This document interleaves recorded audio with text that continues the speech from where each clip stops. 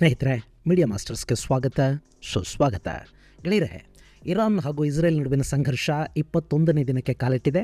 ಗುರುವಾರ ರಾತ್ರಿ ಕೂಡ ಎರಡೂ ಕಡೆಗಳಲ್ಲಿ ದೊಡ್ಡ ಮಟ್ಟದ ದಾಳಿಗಳಾಗಿವೆ. ಇರಾನ್ ಇಸ್ರೇಲ್ನಲ್ಲಿನ ಹೈಫಾ ಮತ್ತು ಅಷ್ಡೋಡ್ ತೈಲಾಗಾರಗಳನ್ನು ಗುರಿಯಾಗಿಸಿಕೊಂಡು ದಾಳಿ ಮಾಡಿದೆ. ಹಾಗೆ ಕುವೈತ್ ಹಾಗೂ ಕತಾರ್ಗಳ ಮೇಲೆ ಕೂಡ ಇರಾನ್ ದಾಳಿಗಳನ್ನು ಮಾಡಿದೆ. ಇಸ್ರೇಲ್ ಕೂಡ ಇರಾನಿನ ಮೇಲೆ ದಾಳಿಗಳನ್ನು ಮುಂದುವರಿಸ್ತಾ ಇರುವಾಗಲೇ ಅವರಿಗೆ ಖುಷಿಯನ್ನು ಕೊಡುವ ಸುದ್ದಿಯೊಂದು ಬರ್ತಾ ಇದೆ ಮತ್ತು ಇದು ಮಧ್ಯಪ್ರಾಚ್ಯದಲ್ಲಿ ಇರಾನಿಗೆ ಹೊಸ ತಲೆನೋವನ್ನು ತರುತ್ತೆ. ಇನ್ನು ಇರಾನಿನ ಆಯುಧಾಗಾರಗಳ ಮೇಲೆ ಇಸ್ರೇಲ್ ದಾಳಿ ಮಾಡ್ತಾ ಇರುವಾಗಲೇ ಅವರಿಗೆ ತಜಿಕಿಸ್ತಾನದ ಗಡಿಗಳಿಂದ ದೊಡ್ಡ ಪ್ರಮಾಣದಲ್ಲಿ ಡ್ರೋನ್ಗಳು ಬರ್ತಾ ಇವೆ ಅನ್ನೋ ಮಾಹಿತಿಯನ್ನು ಪಶ್ಚಿಮದ ಮಾಧ್ಯಮಗಳು ಹೊರಹಾಕ್ತಾ ಇವೆ. ಈ ನಡುವೆ ಇರಾನ್ ಜೊತೆಗಿನ ಸಂಘರ್ಷಕ್ಕೆ ಟೈಮ್ ಫ್ರೇಮ್ ಹಾಕೊಳ್ಳೋದಕ್ಕೆ ಸಾಧ್ಯ ಇಲ್ಲ ಅಂತ ಹೇಳಿರುವ ಅಮೆರಿಕದ ಯುದ್ಧ ಕಾರ್ಯದರ್ಶಿ ಪೀಟ್ ಹೆಗ್ಸೆತ್ ಯುದ್ಧವನ್ನು ಮುಂದುವರಿಸೋದಕ್ಕಾಗಿ 200 ಬಿಲಿಯನ್ ಹೆಚ್ಚುವರಿ ಬಜೆಟ್ ಬೇಕಾಗುತ್ತೆ ಅಂತ ಹೇಳಿದ್ದಾರೆ. ಇದೆಲ್ಲದರ ನಡುವೆ ಯುದ್ಧ ಶುರುವಾದ ನಂತರ ಎರಡನೇ ಬಾರಿ ಮಾಧ್ಯಮಗಳ ಮುಂದೆ ಪ್ರತ್ಯಕ್ಷರಾದ ಇಸ್ರೇಲಿನ ಪ್ರಧಾನಿ ನೆತನ್ಯಾಹು ಈ ಯುದ್ಧವನ್ನು ನಾವು ಗೆಲ್ತಾ ಇದ್ದೀವಿ ಅಂತ ಹೇಳೋದರ ಜೊತೆಗೆ ಇರಾನ್ ಮೇಲೆ ಇಸ್ರೇಲ್ ಮತ್ತು ಅಮೆರಿಕಾಗಳು ದಾಳಿ ಮಾಡಲೇಬೇಕಾದ ಸಂದರ್ಭ ಹೇಗಿತ್ತು ಅನ್ನೋದನ್ನ ಜಗತ್ತಿನ ಮುಂದಿಡೋ ಪ್ರಯತ್ನವನ್ನು ಮಾಡಿದ್ದಾರೆ. ಹಾಗೆ ಇರಾನ್ಗೆ ಅಣ್ವಸ್ತ್ರ ಸಿಕ್ಕಿಬಿಟ್ಟಿದ್ರೆ ಇಡೀ ಜಗತ್ತು ನಾಶ ಆಗ್ತಾ ಇತ್ತು, ಅದನ್ನು ತಪ್ಪಿಸುವ ಪ್ರಯತ್ನವನ್ನು ನಾವಿಲ್ಲಿ ಮಾಡಿದ್ದೀವಿ ಅನ್ನೋ ಮಾತನ್ನು ನೆತನ್ಯಾಹು ಹೇಳಿದ್ದಾರೆ. ಹಾಗಾದರೆ ಮಧ್ಯಪ್ರಾಚ್ಯದಲ್ಲಿ ಏನಾಗ್ತಾ ಇದೆ?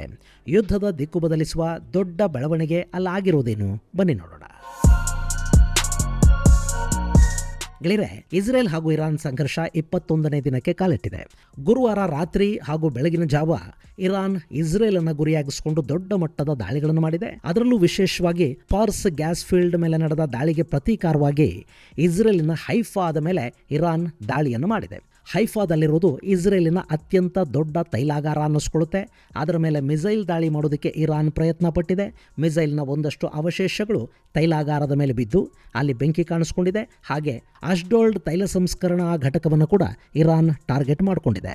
ಈ ದಾಳಿಯ ಸಂದರ್ಭದಲ್ಲೇ ಇಸ್ರೇಲ್ನ ಉತ್ತರ ಭಾಗದ ಎಲೆಕ್ಟ್ರಿಕ್ ಗ್ರಿಡ್ ಸಮಸ್ಯೆಗೀಡಾಗಿದೆ ಅಂತ ಇಸ್ರೇಲ್ ಹೇಳಿದೆ. ಹಾಗೆ ಟೆಲ್ ಅವಿವ್, ರಮತ್ಗನ್, ಜೆರೂಸಲೆಂ ಸುತ್ತಮುತ್ತಲಿನ ಮಿಲಿಟರಿ ನೆಲೆಗಳು ಮತ್ತು ಒಂದಷ್ಟು ಜನವಸತಿಗಳನ್ನು ಕೂಡ ಟಾರ್ಗೆಟ್ ಮಾಡಿಕೊಂಡು ಇರಾನ್ ದಾಳಿಗಳನ್ನು ಮಾಡಿದೆ. ರಾತ್ರಿ ಕೂಡ ಕ್ಲಸ್ಟರ್ ವಾರ್ ಹೆಡ್ಗಳನ್ನು ಬಳಸಲಾಗಿದ್ದು ಅಲ್ಲೊಂದಷ್ಟು ನಷ್ಟ ಉಂಟಾಗಿದೆ. ಗೆಳೆಯರೆ, ಇರಾನ್ ಇಸ್ರೇಲ್ ವಿರುದ್ಧ ಮಾಡೋ ಬಹುತೇಕ ದಾಳಿಗಳನ್ನು ಅಲ್ಲಿನ ಏರ್ ಡಿಫೆನ್ಸ್ ಸಿಸ್ಟಮ್ಗಳು ನ್ಯೂಟ್ರಲೈಸ್ ಮಾಡುತ್ತವೆ. ಹಾಗೆ ಇರಾನ್ ಕುವೈತ್ ಮೇಲೆ ಕೂಡ ಡ್ರೋನ್ ದಾಳಿಗಳನ್ನು ಮಾಡಿದೆ. ಕುವೈತ್ನ ತೈಲ ರಿಫೈನರಿಯನ್ನು ಗುರಿಯಾಗಿಸಿಕೊಂಡು ಇರಾನ್ ಹಾರಿಸಿದ ಡ್ರೋನ್ಗಳ ಪೈಕಿ 13 ಡ್ರೋನ್ಗಳನ್ನು ಕುವೈತ್ನ ಏರ್ ಡಿಫೆನ್ಸ್ ಹೊಡೆದು ಹಾಕಿದೆ. ಅಲ್ಲಿ ಯಾವುದೇ ದೊಡ್ಡ ಅನಾಹುತವೂ ನಡೆದಿಲ್ಲ. ಇನ್ನು ಕತಾರ್ನ ರಾಸ್ ಲಫಾನ್ ಮೇಲೆ ಇರಾನ್ನ ದಾಳಿ ಮಾಡ್ತಲ್ಲ, ಅದರಿಂದ ಕತಾರ್ನಲ್ಲಿ 17% ನ್ಯಾಚುರಲ್ ಗ್ಯಾಸ್ ಎಕ್ಸ್ಪೋರ್ಟ್ ಕೆಪಾಸಿಟಿ ನಷ್ಟಕ್ಕೀಡಾಗಿದೆ ಅಂತ ಕತಾರ್ ಎನರ್ಜಿ ಸಿಇಒ ಸಾದ್ ಅಲ್ ಕಾಬಿ ತಿಳಿಸಿದ್ದಾರೆ. ಇದರಿಂದ ಕತಾರ್ಗೆ ಸುಮಾರು $20 ಬಿಲಿಯನ್ ವಾರ್ಷಿಕ ನಷ್ಟ ಉಂಟಾಗುತ್ತೆ. ಹಾಗೆ 13% LPG ಉತ್ಪಾದನೆ ಕಡಿಮೆ ಆಗ್ತಾ ಇದೆ ಮತ್ತು 14% ಹೀಲಿಯಂನ ಉತ್ಪಾದನೆ ಕುಸಿತವನ್ನು ಕಾಣುತ್ತೆ ಅಂತ ಕಾಂಬಿ ಹೇಳಿದ್ದಾರೆ. ಅಲ್ಲಿ ನಾಶ ಆಗಿರೋ GTL ಅಂದರೆ ಗ್ಯಾಸ್ ಟು ಲಿಕ್ವಿಡ್ ಘಟಕಗಳನ್ನು ಸರಿಪಡಿಸ್ಕೊಳ್ಳೋದಕ್ಕೆ ಕನಿಷ್ಠ ಅಂದರೂ 4-5 ವರ್ಷಗಳು ಬೇಕಾಗುತ್ತವೆ. ಇಲ್ಲಿ ಈ GTL ಇಲ್ಲದೆ ಅನಿಲವನ್ನು ಲಿಕ್ವಿಡ್ ಆಗಿ ಬದಲಾಯಿಸೋದಕ್ಕೆ ಸಾಧ್ಯ ಆಗೋದಿಲ್ಲ. ಹಾಗೆ ಬದಲಾಯಿಸಿದ ನಂತರವಷ್ಟೇ ಅದನ್ನು ಟ್ಯಾಂಕರ್ಗಳಿಗೆ ತುಂಬಿ ಎಕ್ಸ್ಪೋರ್ಟ್ ಮಾಡ್ತಾರೆ. ಈಗ ಆ ಪರಿವರ್ತನಾ ಘಟಕಗಳಿಗೆ ಇರಾನ್ನ ದಾಳಿಯಲ್ಲಿ ಧಕ್ಕೆ ಉಂಟಾಗಿದೆ. ಯುದ್ಧ ನಿಂತ ನಂತರ ಅವುಗಳ ದುರಸ್ತಿ ಕಾರ್ಯ ಪ್ರಾರಂಭವಾಗಬೇಕು ಅಂತ ಕಾಂಬಿ ತಿಳಿಸಿದ್ದಾರೆ. ಹಾಗೆ ಈಗಾಗಲೇ ಗ್ಯಾಸ್ ಸರಬರಾಜಿಗೆ ಕಾಂಟ್ರಾಕ್ಟ್ ಮಾಡಿಕೊಂಡಿರೋ ದೇಶಗಳಿಗೆ ಕೂಡ ಇನ್ನು 5 ವರ್ಷ ಸರಬರಾಜಿನ ಗ್ಯಾರಂಟಿ ಕೊಡೋದಕ್ಕೆ ಸಾಧ್ಯ ಇಲ್ಲ ಅಂತ ಹೇಳಿರೋ ಕಾಂಬಿ ಚೈನಾ, ದಕ್ಷಿಣ ಕೊರಿಯಾ, ಇಟಲಿ ಹಾಗೂ ಬೆಲ್ಜಿಯಂಗಳ ಜೊತೆಗಿನ ಕಾಂಟ್ರಾಕ್ಟ್ಗಳಿಗೆ ಸಂಬಂಧಪಟ್ಟ ಹಾಗೆ ಫೋರ್ಸ್ ಮೆಜುರಿಯನ್ನು ಘೋಷಿಸಿದ್ದಾರೆ. ಅಂದರೆ ಅವರ ಜೊತೆಗಿನ ಕಾಂಟ್ರಾಕ್ಟ್ಗಳನ್ನು ಅನಿವಾರ್ಯ ಕಾರಣಕ್ಕೆ ಮುಂದುವರಿಸೋದಕ್ಕೆ ಸಾಧ್ಯ ಆಗದೇ ಇರೋ ಪರಿಸ್ಥಿತಿಯನ್ನು ಕಾಂಬಿ ಪ್ರಕಟಿಸಿದ್ದಾರೆ. ಇನ್ನು ಇಸ್ರೇಲ್ ಕೂಡ ಇರಾನ್ ವಿರುದ್ಧದ ದಾಳಿಗಳನ್ನು ತೀವ್ರಗೊಳಿಸಿದೆ. ಸುಮಾರು 200ಕ್ಕೂ ಹೆಚ್ಚು ಟಾರ್ಗೆಟ್ಗಳ ಮೇಲೆ ಇಸ್ರೇಲ್ ದಾಳಿ ಮಾಡಿದೆ. ಮಿಸೈಲ್ ಹಾಗೂ ಡ್ರೋನ್ ಲಾಂಚಿಂಗ್ ಸೈಟುಗಳು, ಏರ್ ಡಿಫೆನ್ಸ್ ಸಿಸ್ಟಮ್ಗಳು, ಆಯುಧ ಉತ್ಪಾದನಾ ಘಟಕಗಳನ್ನು ಇಸ್ರೇಲ್ ಗುರಿಯಾಗಿಸಿಕೊಂಡಿದೆ. ಇದರ ಜೊತೆ ಕ್ಯಾಸ್ಪಿಯನ್ ಸಮುದ್ರದಲ್ಲಿ ಇರಾನಿನ ನೌಕಾಪಡೆಗಳನ್ನು ಹೊಡೆದು ಹಾಕಿರುವುದಾಗಿ ಇಸ್ರೇಲ್ ಹೇಳಿಕೊಂಡಿದೆ. ಬಂದರ್ ಅನ್ಜಾಲಿನಲ್ಲಿದ್ದ ನೌಕೆಗಳಿಂದ ನಮಗೆ ತಕ್ಷಣ ಯಾವ ಅಪಾಯನೂ ಇರಲಿಲ್ಲ, ಆದರೆ ಅಲ್ಲಿ ಆಂಟಿ ಸಬ್ಮರಿನ್ ವಾರ್ಫೇರ್ಗೆ ಬಳಕೆಯಾಗುವ ಆಯುಧಗಳಿದ್ವು, ಅಟ್ಯಾಕಿಂಗ್ ವೆಸಲ್ಸ್ ಇದ್ವು, ಅವೆಲ್ಲವುಗಳನ್ನು ನಾವು ಹೊಡೆದು ಹಾಕಿದ್ದೀವಿ ಅಂತ ಇಸ್ರೇಲ್ ಹೇಳಿದೆ. ಹಾಗೆ ಇರಾನಿನ ಬೇಹುಗಾರಿಕಾ ವಿಭಾಗದ ಉಪಸಚಿವ ಮೊಹಮ್ಮದ್ ಕನ್ಬಾರಿ ಆಲಿಯಾಸ್ ಹಾಜಿ ಮೊಹಸಿನ್ನನ್ನು ಕೂಡ ಹೊಡೆದು ಹಾಕಲಾಗಿದೆ ಅನ್ನೋ ಸುದ್ದಿಗಳು ಬರ್ತಾ ಇವೆ. ಜೊತೆಗೆ IRGCಯ ಹಿರಿಯ ಅಧಿಕಾರಿ, ಇರಾನ್ನ ಸೇನೆ ಮತ್ತು ಬಾಸಿಸ್ ಪಡೆಗಳ ನಡುವೆ ಕೊಂಡಿಯಂತೆ ಕೆಲಸ ಮಾಡ್ತಾ ಇದ್ದ ಜನರಲ್ ಆಫ್ಸಿನ್ ನಕ್ಷಾಬಾದಿಯನ್ನು ಕೂಡ ಇಸ್ರೇಲ್ ಹೊಡೆದು ಹಾಕಿದೆ. ಇನ್ನು ಇರಾನ್ ಮೇಲೆ ಹಾರ್ತಾ ಇದ್ದ F-35 ಒಂದನ್ನು ನಾವು ಕೆಳಗಿಳಿಸಿದೀವಿ ಅಂತ IRGC ಹೇಳ್ಕೊಂಡಿದೆ. ಅಲ್ಲಿ ಹಾರಾಟ ಮಾಡ್ತಾ ಇದ್ದ ಯುದ್ಧ ವಿಮಾನವನ್ನ ತುರ್ತು ಲ್ಯಾಂಡ್ ಮಾಡಲಾಗಿದೆ ಅನ್ನೋದನ್ನ ಅಮೆರಿಕ ಕೂಡ ಒಪ್ಪಿಕೊಂಡಿದೆ. ಆದರೆ ಅದಕ್ಕೆ ಕಾರಣ ಏನು ಅನ್ನೋದನ್ನು ಸ್ಪಷ್ಟವಾಗಿ ಅವರು ಇನ್ನೂ ಹೇಳಿಲ್ಲ. ಈ ಯುದ್ಧ ವಿಮಾನದ ವಿರುದ್ಧ Iran surface to air missile ಬಳಸಿರಬಹುದು ಅಂತ ಹೇಳಲಾಗ್ತಾ ಇದೆ. ಆದರೆ ವಿಮಾನಕ್ಕೆ ದೊಡ್ಡ ತೊಂದರೆ ಏನಾಗಿಲ್ಲ, ಪೈಲಟ್ ಕೂಡ ಸೇಫ್ ಆಗಿದ್ದಾರೆ ಅಂತ ಅಮೆರಿಕ ಹೇಳ್ಕೊಂಡಿದೆ. ಇನ್ನು ಇರಾನ್ ಮೇಲೆ ಅಷ್ಟೊಂದು ದಾಳಿಗಳಾದರೂ ಕೂಡ ಅವರ ಆಯುಧಾಗಾರಗಳನ್ನು ಗುರಿಯಾಗಿಸ್ಕೊಂಡು ದೊಡ್ಡ ಮಟ್ಟದ ದಾಳಿಗಳು ನಡೀತಿರುವಾಗಲೂ ಇರಾನ್ ಅಷ್ಟೊಂದು ಪ್ರತಿದಾಳಿಗಳನ್ನು ಹೇಗೆ ಮಾಡ್ತಾ ಇದೆ? ಅವರಿಗೆ ರಷ್ಯಾ ಹಾಗೂ ಚೈನಾದ ಆಯುಧಗಳು ತಜಿಕಿಸ್ತಾನದ ಮೂಲಕ ಬರ್ತಾ ಇವೆ ಅಂತ ಒಂದಷ್ಟು ಮೂಲಗಳಲ್ಲಿ ಹೇಳ್ತಾ ಇವೆ. ತಜಿಕಿಸ್ತಾನದಿಂದ ನಿರಂತರವಾಗಿ ಪರಿಹಾರ ಸಾಮಗ್ರಿಯನ್ನು ಸಾಗಿಸುವ ದೊಡ್ಡ ಟ್ರಕ್ಕುಗಳು ಅಫ್ಘಾನಿಸ್ತಾನದ ಮೂಲಕ ಇರಾನಿಗೆ ಬರ್ತಾ ಇವೆ. ಇಲ್ಲಿ ತಜಿಕಿಸ್ತಾನ ಚೈನಾ ಜೊತೆ ಗಡಿ ಹಂಚಿಕೊಳ್ಳುತ್ತೆ. ಹೀಗಾಗಿ ಚೈನಾದಿಂದ ಇರಾನಿಗೆ ಆಯುಧಗಳು ತಜಿಕಿಸ್ತಾನದ ಮೂಲಕ ಬರ್ತಾ ಇವೆ. ಹಾಗೆ ಇರಾನಿನ ಡ್ರೋನ್ ಫ್ಯಾಕ್ಟರಿಗಳನ್ನು 2022ರಲ್ಲಿ ತಜಕ್ಕಲ್ಲಿ ಸ್ಥಾಪಿಸಲಾಯಿತು. ಅಲ್ಲಿಂದ ರಷ್ಯಾಗೆ ಇರಾನ್ ಡ್ರೋನುಗಳನ್ನು ಸರಬರಾಜು ಮಾಡ್ತಾ ಇತ್ತು. ಈಗ ಅದೇ ಫ್ಯಾಕ್ಟರಿಗಳಿಂದ ಟ್ರಕ್ಗಳಲ್ಲಿ ಡ್ರೋನುಗಳನ್ನು ತರಿಸಲಾಗ್ತಾ ಇದೆ ಅಂತ ಕೂಡ ಒಂದಷ್ಟು ಮೂಲಗಳನ್ನು ಉಲ್ಲೇಖಿಸಿ ಪಶ್ಚಿಮದ ಮಾಧ್ಯಮಗಳು ಬರೀತಾ ಇವೆ.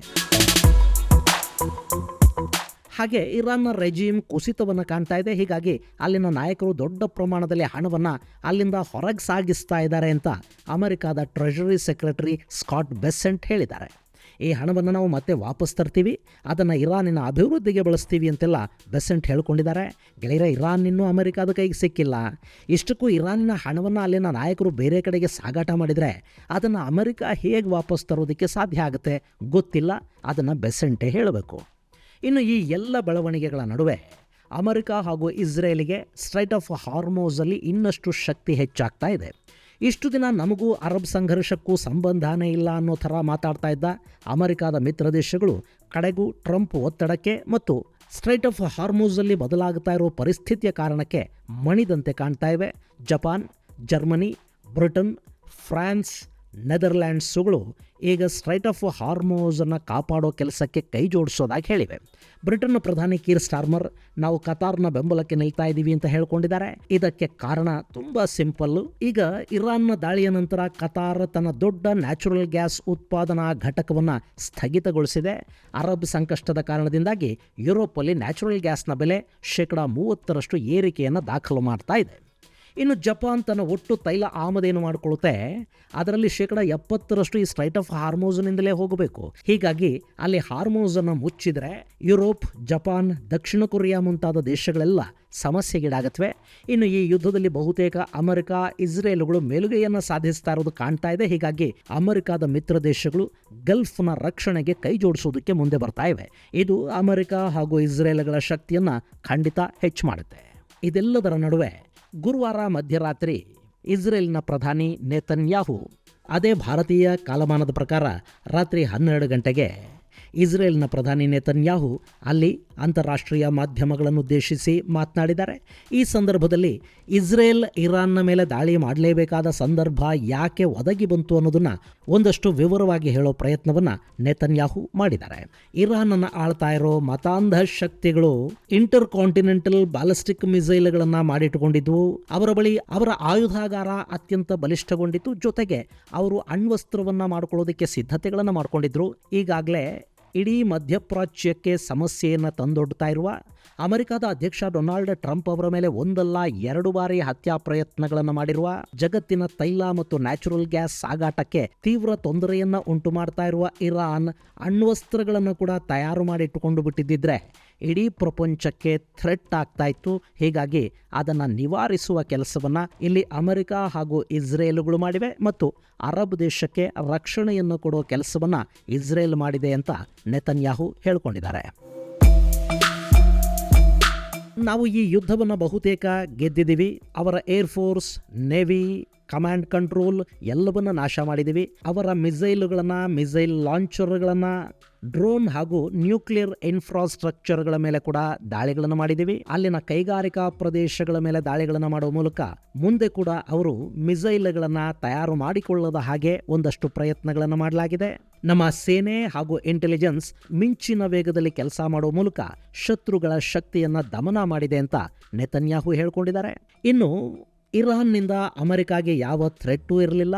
ಇಸ್ರೇಲ್ನ ಒತ್ತಡಕ್ಕೆ ಇಲ್ಲಿ ಅಮೆರಿಕ ಯುದ್ಧಕ್ಕಿಳಿಬೇಕಾಯಿತು ಅಂತ ಇತ್ತೀಚೆಗಷ್ಟೇ ಅಮೆರಿಕದ ಭಯೋತ್ಪಾದನಾ ನಿಗ್ರಹ ದಳದ ಕಾರ್ಯದರ್ಶಿ ಜೋ ಕೆಂಟ್ ಹೇಳಿದ್ರು. ಈ ಬಗ್ಗೆ ಪ್ರತಿಕ್ರಿಯಿಸಿದ ನೆತನ್ಯಾಹು, ಅಮೆರಿಕಾನ ನಾವು ಈ ಯುದ್ಧಕ್ಕೆ ಇಳಿಲಿಲ್ಲ.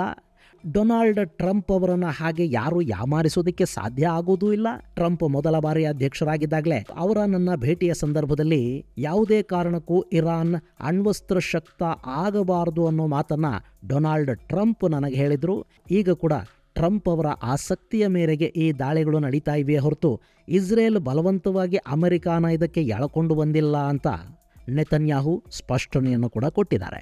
ಇನ್ನು ಈ ಯುದ್ಧ ಶುರುವಾದ ನಂತರ ಮಾಧ್ಯಮಗಳ ಮುಂದೆ ಇಸ್ರೇಲ್ನ ಪ್ರಧಾನಿ ಎರಡನೇ ಬಾರಿ ಕಾಣಿಸ್ಕೊಳ್ತಾ ಇದ್ದಾರೆ. ಇರಾನ್ ನೆತನ್ಯಾಹು ಅವರನ್ನ ಹೊಡೆದು ಹಾಕಿದೆ ಅನ್ನೋ ಸೋಷಿಯಲ್ ಮೀಡಿಯಾದ ವಿಪರೀತ ಸುದ್ದಿಗಳ ನಡುವೆ ನೆತನ್ಯಾಹು ಪದೇ ಪದೇ ಕಾಣಿಸ್ಕೊಳ್ಳೋ ಪ್ರಯತ್ನಗಳನ್ನು ಮಾಡುವ ಮೂಲಕ ಸೋಷಿಯಲ್ ಮೀಡಿಯಾದಲ್ಲಿನ ಕೆಲವರಿಗೆ ಒಂದಷ್ಟು ಕೆಲಸ ಕೊಡೋ ಪ್ರಯತ್ನವನ್ನು ಕೂಡ ಮಾಡಿದ್ದಾರೆ.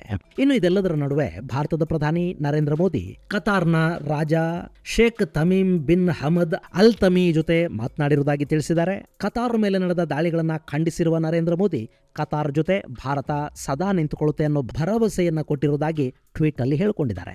ಇದು ಗೆಳೆಯರೆ ಮಧ್ಯಪ್ರಾಚ್ಯದ ಸಂಘರ್ಷಕ್ಕೆ ಸಂಬಂಧಪಟ್ಟ ಒಂದಷ್ಟು ಅಪ್ಡೇಟ್ಸ್. ಮುಂದಿನ ಸಂಚಿಕೆಯಲ್ಲಿ ಮತ್ತಷ್ಟು ವಿಶೇಷಗಳ ಜೊತೆ ಮತ್ತೆ ಭೇಟಿಯಾಗೋಣ. ಅಲ್ಲಿವರೆಗೆ ಜೈ ಹಿಂದ್, ಜೈ ಕರ್ನಾಟಕ.